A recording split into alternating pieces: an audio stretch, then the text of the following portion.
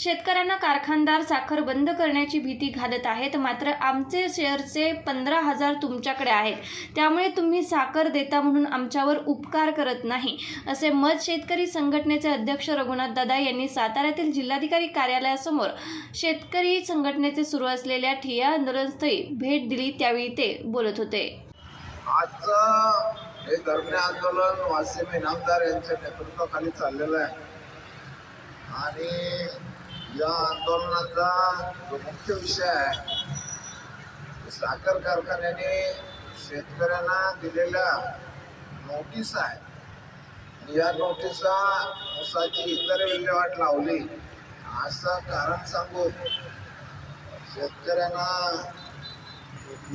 त्यांचा ऊस बाजूला दुसऱ्या कारखान्यांना बाहेर घातला म्हणून आज हे बंद करण्याच्या प्रयत्नामध्ये अशा पद्धतीच्या लेखी नोटिसा झालेलं नुकसान किंवा शेतकऱ्याकडनं वसूल करून घेऊ अशा पद्धतीची दमबाजीची भाषा हे सगळेजण करायला लागलेलं आहे. पण मुख्य मुद्दा हा आहे की जसं आमची काही जबाबदारी आहे म्हणून तशी कारखान्याचीही काही जबाबदारी आहे. हे कारखानदार बेजबाबदारपणे वागतात म्हणून आदरणीय शरद जोशींच्या नेतृत्वाखाली जी नोटबंदी होती ती तोडण्याचं काम आम्ही केलेलं आहे आणि या नोटबंदीचं आंदोलन यशस्वी झाल्यानंतर आता या कारखान्याने आम्हाला नोटिसा द्यायची गरज नाही आहे. हा मुद्दा सगळ्यांनी लक्षात घ्या.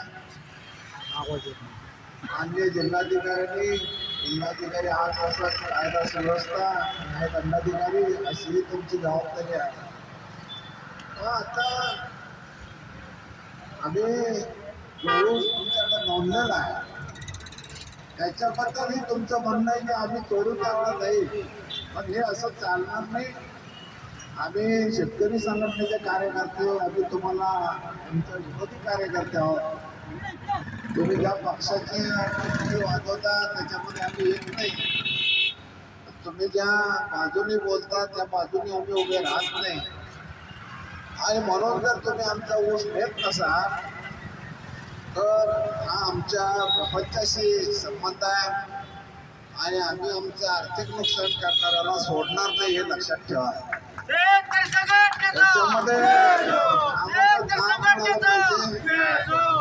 ज्या ज्या ठिकाणी इतर लोकांनी आज आमच्या बरोबरच्या शेजारच्या शेतकऱ्यांनी दुसऱ्या कारखान्याला ऊस घालवला त्यांची आता शाळवाची पिकं गव्हाची पिकं दुसरी पिकं तयार झाली आणि तरी तुम्ही आमचा नोंदलेला ऊस अडसाली ऊस अजून तोडत नाही आणि वर तुम्ही आम्हालाच दमबाजी करायला लागला हे कुठल्या कायद्यात बसतंय. आणि म्हणून आज हे धरणे आंदोलन आहे.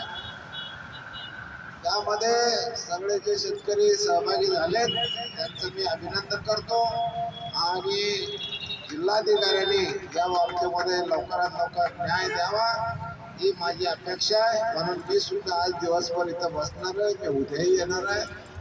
हे आंदोलन संपेपर्यंत आम्ही इथून उठणार नाही हे लक्षात ठेवा.